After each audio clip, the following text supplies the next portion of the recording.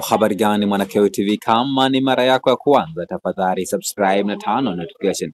Karibu katika ulimwengu wa siasa. Jina langu ni Dio wa Keo TV.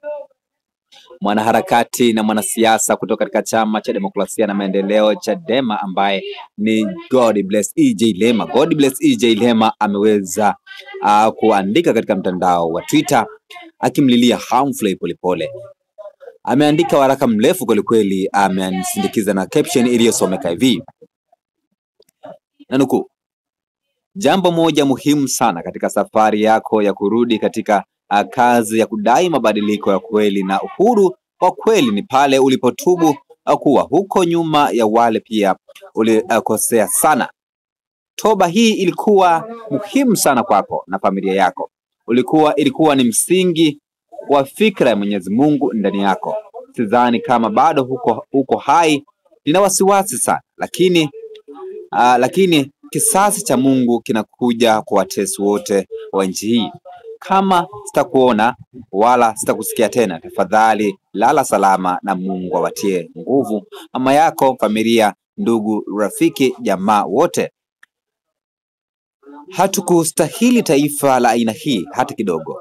Bado muda kidogo, hasira za kudai haki itaamka kwa kila mwenye pumzi. Mwisho kunukuu hicho ambacho ameandika God Bless EJ Lema katika mtandao wa Twitter katika chapisho ambalo amechapisha siku ya leo, huku akiambatanisha na picha ya aliyekuwa balozi wa Cuba kutoka nchini Tanzania ambaye ni Humphrey Polepole. Lakini maoni yamekuwa ni mengi kweli katika mtandao wa Twitter. Nitasoma maoni mawili matatu. Mwingine Thadei Abukar Zamadu, ninapata maumivu sana, ila kila mmoja atalipa sawa na matendo yake.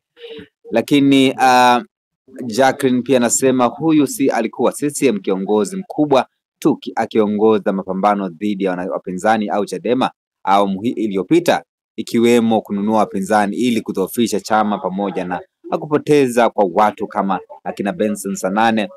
Si ndio huyu aliyekuwa anawaambia unajua V8 wewe, au sio huyu?